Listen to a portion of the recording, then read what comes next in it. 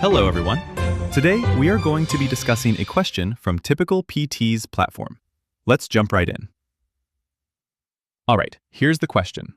A 27-year-old man presents to the clinic with complaints of pain, weakness, and wrist drop in the right hand. During the subjective history, he reports that 2 nights ago, he fell asleep with his arm hanging over the back of a chair and woke up with the inability to extend his wrist. Based on these findings, what do you suspect occurred? Now, let's go through the answer choices one by one. Choice A, Saturday night palsy, radial nerve affected. Choice B, Thursday night palsy, radial nerve affected. Choice C, ape hand, ulnar nerve affected. Choice D, claw hand, radial nerve affected. Go ahead and pause the video right now, think through the logic, and lock in your answer. When you are ready, hit play again to see the solution. Welcome back. The correct answer is choice A, Saturday night palsy, radial nerve affected.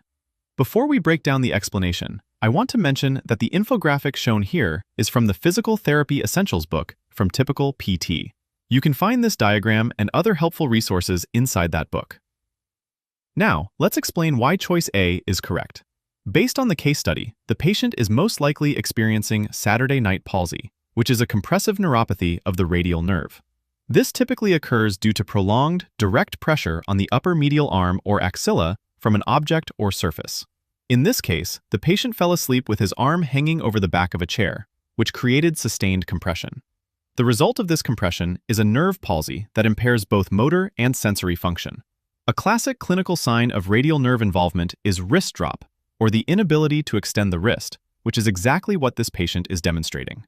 Next, let's break down the diagram shown on the screen. The table compares common upper extremity deformities: ape hand, hand of benediction, claw hand, and wrist drop. For wrist drop, the cause listed is radial nerve injury, often from humeral shaft fractures or compression in the axilla. Under symptoms, it specifically notes the inability to extend the wrist, and under appearance, the wrist hangs down in a flexed position. This directly matches the patient's presentation and further supports that Saturday night palsy affecting the radial nerve is the correct diagnosis. Now let's quickly explain why the other choices are incorrect. Choice B, Thursday night palsy, radial nerve affected, is incorrect because Thursday night palsy is not a recognized medical condition. Choice C, ape hand, ulnar nerve affected, is incorrect because ape hand is caused by a median nerve pathology, not the ulnar nerve. Additionally, ape hand is characterized by loss of thenar muscle function and thumb positioning issues, which are not supported by the patient's history or symptoms. Choice D, claw hand, radial nerve affected, is also incorrect.